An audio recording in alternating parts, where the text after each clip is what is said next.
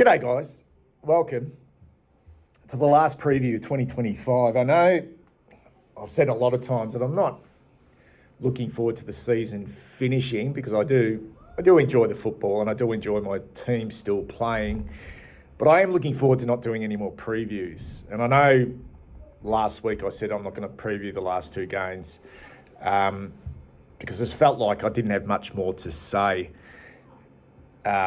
And that's basically where I'm at the moment. I don't have a lot to say about this game. I really don't. I'll tell you what I prefer. I'd prefer to be playing one of the top teams in this last game of the year. Whether it's a Geelong or an Adelaide or a Collingwood, a Brisbane, I prefer to be playing one of those. Rather than a decimated Essendon. And I fully expect Essendon, and I think they've been rather stoic. I haven't gone through all their results over the last 6 or 7 weeks. They haven't won many games, but they haven't thrown in the towel. They have not thrown in the towel, and they are decimated. They really are. But they're fighting it out. So I hope they bring that tomorrow night. I really do, but I'm fully expecting a win. How much by, I'm not quite sure. I would like to think that they're going to bring a lot more energy and a lot more effort with their game than what Port Adelaide did last week, because that was just and as much as we did okay in that game, and our really good players did have good games, really good games, I didn't learn a lot from that game, other than the fact that Port clearly didn't want to be there, and we did want to be there. But I didn't, other than Cooper Lord in the first half, I didn't necessarily learn a lot from our younger players last week. It was on the back of, just some big games by our prime movers, who usually, when we win games of football, it comes from that group of players. And I can kind of feel like what it's going to be tomorrow, because I don't think there's going to be many changes. Cooper Lord's out, which is really disappointing. I think he's one player this year, particularly in this back end, since Chera's gone out and he's had that opportunity to go into the midfield. I think he's one who's been really impressive, but he's out, which is disappointing. And Lockie Fogarty's out, which doesn't, and no disrespect to Fogarty, but I think that opens the door up, and I was pretty savage last week that Will White was dropped. Not that he'd been performing well, but what was the use of dropping Will White with 2 games to go? Given he's out of contract, there's this messaging and narrative around giving these younger players an opportunity, and really, what did it prove? Port were terrible, and it would have given Will White another opportunity to go out there and put his hand up for a contract next year. So I'm fully expecting White to come in for Fogarty. Not quite sure who replaces Lord, because I think they're the only 2 outs at this stage. McGovern and Pitnet were the emergencies who didn't play in the VFL, which was a shambles last week.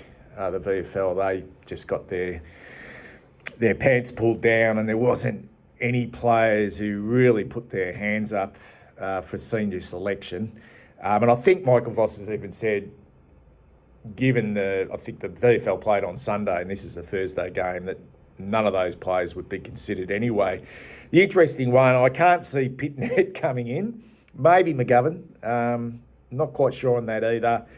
But the interesting one was Ben Camporelli not playing now. There's a bit of talk going around that he didn't play. Maybe he's going to get a debut. 5 weeks out of football with a suspension. He was okay in the VFL. Like, he wasn't doing anything extraordinary. But at the time, you're probably knocking on the door of a debut. But, geez, you would think this one would be kind of gifted, wouldn't it? Last game of the year. Anyway, if he comes in, he comes in. Good on him. It'd be good to see him play if it is Ben Camporelli, because you would think that he would be replacing Cooper Lord as an inside mid. We'll just have to wait and see, but I fully expect Will White to come in to replace Lockie Fogarty. So I just think this game and what I would like to see, and for the first time, I don't think what we've got at the moment is a premiership list. I mentioned that in my review of the Port game, and I'll stand by that. This is not, for me, a premiership list. Yeah, sure, we've got some very good footballers on our list, but for the first time, I've heard Michael Voss say that we lack depth. We lack depth. And also specifically talking about areas that we need to bring into the football club to improve our list. And that's around speed, that's around skill, that's around players who can kick the ball really well. So if you think there's not going to be many changes made at the end of the year, significant changes, then you've probably got rocks in your head, because regardless of what we did against Port last week and regardless of what we might do against Essendon tomorrow night at the MCG, this ain't it for me. But what I'd like to see tomorrow night, because I can just see what's going to happen. Cripps is probably going to have his usual sort of game where he's going to pick up his low 20s. He might kick a goal or two. Blake Acres on a wing, if he plays, he's probably going to have his low 20s. Sam Walsh is probably going to come in his second game back and have a pretty good game. We know TDK is probably playing his last game for the football club, playing his 100th game, which is a great effort. Great effort to play 100 games at a football club, gets his name on the locker, but we fully expect him to be at St Kilda in 2026. But he's playing his 100th game, and I reckon he'll want to go out on a good note. I really do. And he'll be coming up against one of the oldest players in the competition, in Todd Goldstein, and I expect him to jump all over him and have a good game. Harry's probably going to hit the scoreboard like he did last week, because they just don't have any key defenders at the moment, the Essendon Football Club. Zach Williams has been in reasonable form. I fully expect him to continue on with that. You can just go through this team. George Hewitt has had probably his best year in the AFL. He's just been superb. He will win our best and fairest by an absolute street. All right? So all of our experienced players, and you can chuck in Nick Haynes, if they're played on a wing, are going to win enough of the ball. Are going to be too good for this inexperienced and weakened Essendon team. I know that already. I don't need to see that again. Look, it'd be great to see it again, but what I want to see is these younger players. And this isn't a knock on them at all, guys. It's not a knock on these younger players. But in this last game of the year against a really weakened Essendon team who will bring the effort and they will bring the desire, there's an opportunity. And I'm not chucking the Ollie Hollands and Lockie Cowan into this group. I think Ollie Hollands is now an established player of this team. He virtually hasn't missed a game in 3 years. I think he's been dropped once in 3 years since he debuted, which was in round one in his first season. Okay? That's how long he's been a fixture in this football team. The same with Lockie Cowan. So I'm not including them in this group. They've still got a bit to prove, but they're kind of cemented themselves in this team. I'm talking more along the lines of your Ashton Moore, Hudson O'Keefe, Billy Wilson, Flynn Young, who else do I want to chuck in there? Matthew Carroll and Hudson O'Keefe. They're all in the thumbnail. There's no doubt it's been a positive that we've been able to play them. Okay? Have they been somewhat gifted games? Maybe. Has it been beneficial to play them in this last part of the year? And some of those players who've played, someone like Matthew Carroll, I think he's coming up for game number 17, so he's played a large chunk of the year. Cooper Lord had played 21 games before missing this one. Some of them are very, very early, okay, in their career at the football club. But there's an opportunity, isn't there, in this game for that group of players I just mentioned to fill their boots up in this last game. And I'm not saying this is going to define them moving forward, okay? Because they'll all have big pre-seasons.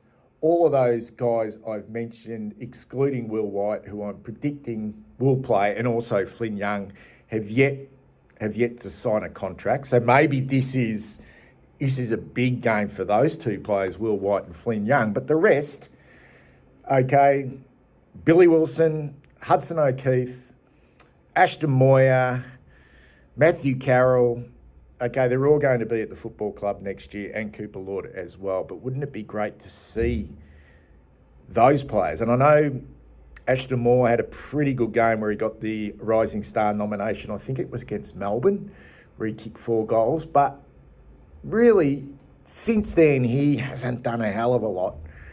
I think Matthew Carroll has sort of come into this team at the expense of Boyd and Chincotta, so he's certainly getting opportunities, and I prefer that. I'd rather see Matthew Carroll playing at this stage rather than Boyd and Chincotta.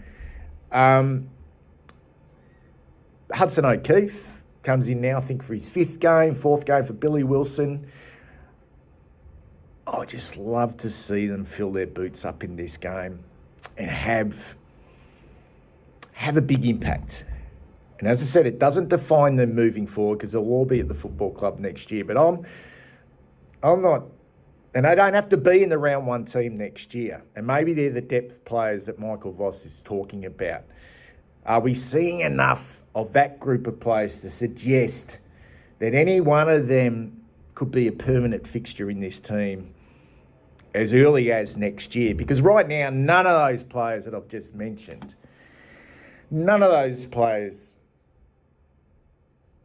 as far as I'm concerned at this stage, other than Cooper Lord, who's not even playing, I'd have still a few concerns on moving forward. And I know the club have contracted him. They'll be at the club over the next couple of years. Billy Wilson for just 1 more year. But against Essendon, when we know those big name players are going to have their fucking 30-odd touches and kick 4 or 5 goals and run around and do what they like against a really weakened Essendon team, wouldn't it be great just to finish off this year with all this kind of messaging and a little bit of hype around these younger players? Wouldn't it be great to come away from this game rather than talking about how good Patrick Cripps was or how many goals Harry Mackay kicked or George Hewitt's had a wonderful season? Wouldn't it be great to see, geez, Matthew Carroll had a game tonight. God, Ashton Moyer, he's kicked his 3. He's taken some good marks. Hudson O'Keefe, when he got his opportunity in a ruck, he bullied, he harassed. When he went forward, he took 3 or 4 big contested marks. He won the ball around the ground when he was in the ruck. Billy Wilson, we know he needs to work on the defensive side of his game, but his big attributes are his ability to run and break the lines and be exciting with ball in hand. And we see that. We actually see that tomorrow night against Essendon. And if that's what happens in this game, rather than the same olds, who are important moving forward, don't get me wrong, then I will be happy. I will be happy. But if it's quietish games and little bits and pieces here or there from that group I've just mentioned, and it's the big name players who dominate this game, which sometimes happen. Your best players generally dominate when you win games of football. Am I going to get overly excited about a big win against Essendon in the last game of the home and away season? I'm not quite sure. So let's get these younger players to fill their boots up tomorrow night at the MCG against the Essendon Football Club. Anyway, speak soon.